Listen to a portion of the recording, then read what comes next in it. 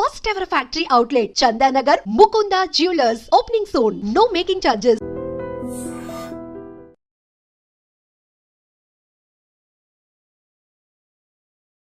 ఇన్ని వేల కోట్లు ఖర్చు పెడుతున్న విద్య కోసం అని చెప్పాను. గుండె మీద చేసుకుని చెప్పానండి. మా పాఠశాలల్లో పిల్లలకి ఏ కుటుంబం నుంచి వచ్చినా కూడా ఖచ్చితంగా మంచి ప్రమాణాల విద్య అందుతోంది, వాళ్ళ ప్రతిభ వికసిస్తోంది, ఎదిగే అవకాశం వస్తుంది. మీరు చెప్పనండి ఒకసారి. నేను ఛాలెంజ్ చేస్తున్నాను మిమ్మల్ని బహిరంగంగా. ఎంత అధ్వానమైన చదువు అందుతుంది, ఇంత డబ్బు ఖర్చు పెడుతున్నామే. 25-30 వేల కోట్లు, 30 వేల కోట్ల దాకా తెలంగాణ ఖర్చు అవుతుంది అన్ని రూపాయల్లో పాఠశాల విద్య కోసం అయ్యే ఖర్చు. అంతా కలిపితే 21 లక్షలు 22 లక్షలు ఉన్నారు పిల్లలు గవర్నమెంట్ స్కూళ్ళలో. ఏం విద్య అందుతుంది? ఎందుకు అందట్లేదు? ఏదైనా పట్టుకోండి, మీరు ఏ రంగమైనా పట్టుకోండి. ట్రాఫిక్ ఉంది, ఎందుకు నరకం అవుతుంది? అక్కడ రెడ్ లైట్ ఉంటే జడ్డును వెళుతుంటే వాడి మీద ఏమి రకమైన హారన్ మోగించుకుంటూ తిట్టుకుంటూ. కాబట్టి ఏదన్నా చూడండి, మన జీవితంలో రోజువారీగా మనకు కావాల్సింది ఏదన్నా చూడండి. ప్రజలు నరకం అనిపిస్తున్నారు. ఎందువల్ల? ఇది కేవలం రాజకీయ నాయకుడు బాధ్యతనా? రాజకీయ నాయకుల్లో తప్పులు లేదని అంటే రోజు నేను విమర్శిస్తుంటాను. తప్పులు ఉన్నప్పుడు రాజకీయ వ్యవస్థలో తప్పులు చాలా ఉన్నాయి. కానీ రాజకీయ వ్యవస్థ అడ్డుకొని అనేక సందర్భాల్లో కూడా మంచినీళ్ళు అందరికంతా ఏర్పాటు చేస్తే ప్రభుత్వం ఎవరు నాకు కాదంటారండి? మంచి విద్య అంతా ఏర్పాటు చేస్తే ప్రభుత్వం ఎవరు నాకు కాదంటారండి? ట్రాన్స్పోర్ట్ సిస్టమ్ బాగా ఇంప్రూవ్ చేసి అందరికీ సౌకర్యం కలిగిస్తే ఏ ప్రభుత్వం నాకు కాదంటుందండి?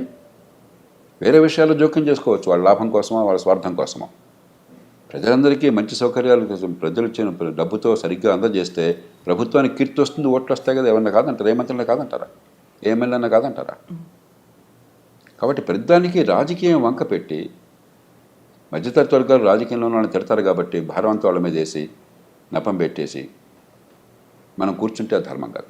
ఎందుకని సార్ సమన్వయ లోపం అనేది ఉంటుందా ఇటు ప్రభుత్వానికి ఇటు అధికారులకి మధ్య? లేదు, కొన్నిసార్లు మనం చూసాము ప్రభుత్వం మంత్రులు లేకుంటే ముఖ్యమంత్రి క్యాబినెట్ అంతా ప్రెషర్ అంతా వీళ్ళ మీద పెడుతున్నారు, లేకుంటే మేము చేసినట్టుగా మీరు చెప్పినట్టుగా మీరు పని చేయండి అనే మాట, ఆ తర్వాత బ్లేమ్ అవుతున్నారు. కాదంటలా, కానీ ఆ మాట అర్హత ఇప్పుడు వస్తుందంటే మీకున్న పరిధిలో మీరు చాలా సమర్థంగా పనిచేసి ప్రజలకు ఫలితాలు ఇచ్చినప్పుడు వాళ్ళకి నచ్చపొచ్చామండి, ఇలా కాదు ఇంకోటి అంటే మీ మాటకు గౌరవం ఉంటుంది. పెద్దాల్లో నో అన్న మాటే మీ నుంచి వచ్చి మీ నుంచి ఏ పని కాకుండా ఉండి ప్రజలకు పనికి వచ్చేది జరగకుండా ఉండి మీరు పెద్దానికి నో అంటే వాడి నుంచి గౌరవిస్తారు మిమ్మల్ని. ఎన్నికైన వాడు వాళ్ళమే ఒత్తిళ్ళు ప్రజల నుంచి చాలా ఉన్నాయి పొద్దున్న సాయంత్రం దాకా. కాబట్టి ఈ వంక పెట్టేసి రాజకీయంలో ఉన్న వాళ్ళని తిట్టేసి మనం కూర్చుంటే ఎట్లాగా? ఈ సమాజం ఎంత గౌరవాన్ని ఇస్తుంది, ఎంత పోషిస్తుంది మిమ్మల్ని. ఇందాక నేను కొన్ని ఉదాహరణలు ఇచ్చాను. వీటిలో రాజకీయం ఏది వద్దని చెప్పండి నాకు. వీటిలో ఏ ఒక్కటైనా సరే ఒక ముఖ్యమంత్రి కానీ ఒక పార్టీ నాయకుడు కానీ ఏ పార్టీ ప్రభుత్వంలో ఉన్నా సరే మీరు ఇది చేయవద్దయా, ప్రజలకు అసౌకర్యం కలిగించండి, ప్రజలకు రవాణా వద్దు, ప్రజలకు మంచినీటి సరిగ్గా అందొద్దు, మురుగునీటి పరిధులు సరిగ్గా అవుతాయని వాడు చెప్పాడా? కాబట్టి రాజకీయంలో తప్పు చేయట్లేదు నేను అంటలా, కానీ కొన్ని రంగాలు చూస్తుంది చట్టబద్ధ పాలన లేదు, నిజమే. ప్రధానంలో రాజకీయ జోక్యం ఉంటుంది పోలీస్ కేసుల్లో, నిజమే. పక్కన పెట్టేద్దాం, దానికి ఏం చేయాలో ఆలోచిద్దాం. కానీ అదేం లేకుండా చాలా రంగాలు ఉన్నాయి. అక్కడ మీరేం చేస్తున్నారు? ఎందుకు చేయటం లేదు? అంచేత ఎవరినో బాధ్యులుగా చేస్తే లాభం లేదు. దీనికి మనందరం బయట ఉన్న వాళ్ళం కూడా సమిష్టిగా బాధ్యత తీసుకోవాలి. రాజకీయంలో ఉన్న వాళ్ళు సహజంగా ఎన్నికైన వాళ్ళు బాధ్యత మనం పెట్టాం కాబట్టి వాళ్ళ బాధ్యత తీసుకోవాలి, దాని అనుమానం లేదు. కానీ పాలనా యంత్రాంగం, న్యాయ వ్యవస్థ, పత్రికా ప్రపంచం, మరి ప్రభుత్వాలు బయట ఉన్నటువంటి కాస్త కూస్తో పలుకుబడి ఉంటే మనందరం నాది కూడా నేను కూడా బాధ్యత తీసుకుంటున్నాను. నా తప్పకూడదని నేను అనుకుంటున్నాను. అంతేకాకుండా ప్రతివాడిని వాడిని చూపెట్టేసి వాడు తప్పు చెప్పేసి ఇది తప్ప. ముఖ్యమంత్రి గారు ఆవేదన నిజమైనది, దేశమంతా ఉన్నది, సహేతుకమైనది. ఖచ్చితంగా పాలనా యంత్రాంగంలో మౌలికమైన ప్రక్షాళన కావాలి, మౌలికమైన మార్పు కావాలి. ఈ పద్ధతి కొనసాగిస్తే ఇప్పుడు కొన్ని సినిమాల్లో చూస్తే, ఈ మధ్య ఒక సినిమా నేను మా శ్రీమతి చూస్తూ నేను ఒక 2 నిమిషాలు చూస్తే నాకు వాంతి వచ్చినట్టు. ఏ సినిమా చూసారు సార్ మీరు?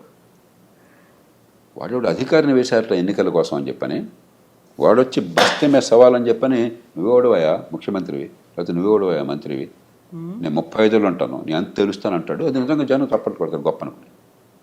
ఇదే ప్రజాస్వామ్యం, ఇదే అధికారుల అహంకారం, ఇదే రాజ్యాంగం. మనం ఒక చాలా విచిత్ర వాతావరణాన్ని సృష్టిస్తున్నాం ఈ దేశం. నాకు ఇది వాంతి వచ్చింది అది చూస్తే. దీనిలో అసలు ప్రజాస్వామ్య స్పృహ ఏంటి, రాజ్యాంగ స్పృహ ఏంటి, మంచి పరిపాలన గురించి అవగాహన ఏంటి? ఇదే మన ప్రజలకు చెప్తున్నది. ఎంత అజ్ఞానాన్ని మనం పెంచుతున్నాం ఈ దేశంలో.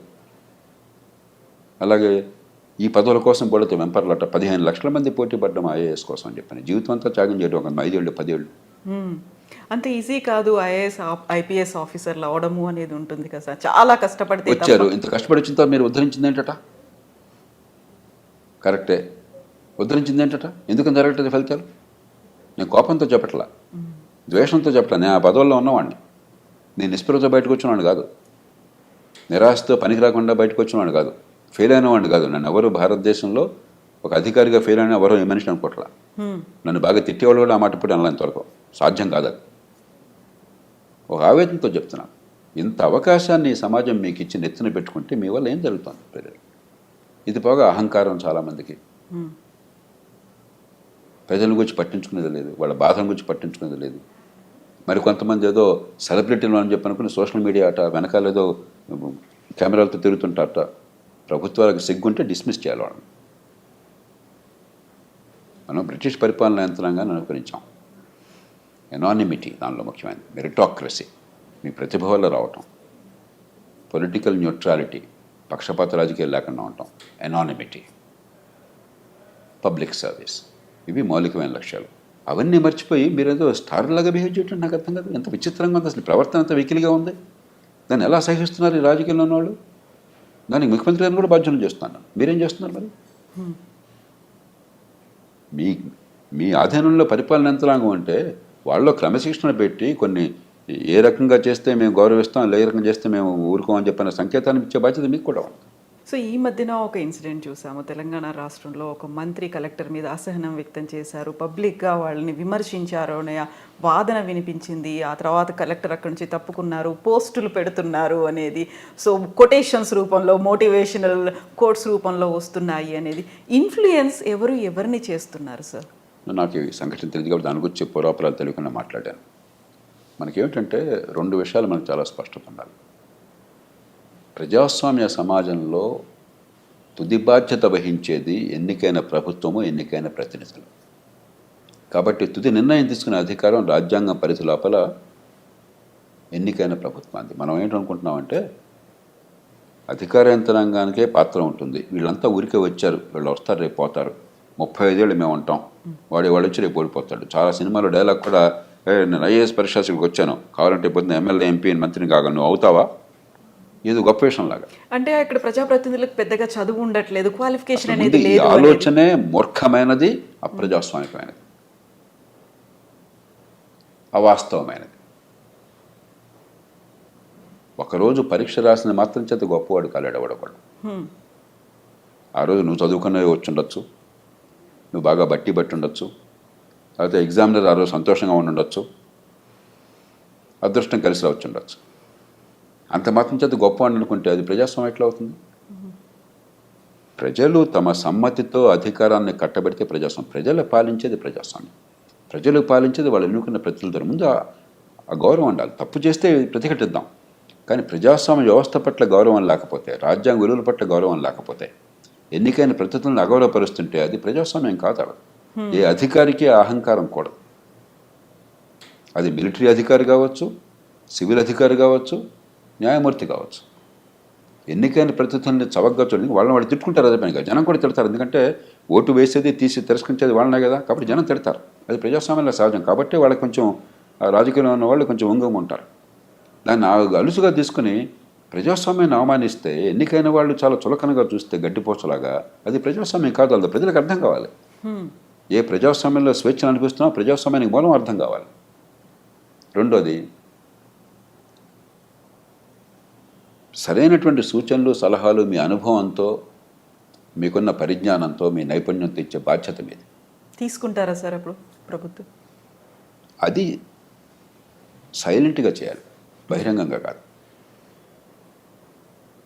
నిర్ణయం తీసుకునే తుది అధికారం వారిది. పొరపాటు నిర్ణయం అయినట్టయితే, అది రాజ్యాంగ విరుద్ధం అయితే ప్రాణ వడ్డీ ఎదుర్కోవాలి. మీరు జరగకుండా ఆపాలి.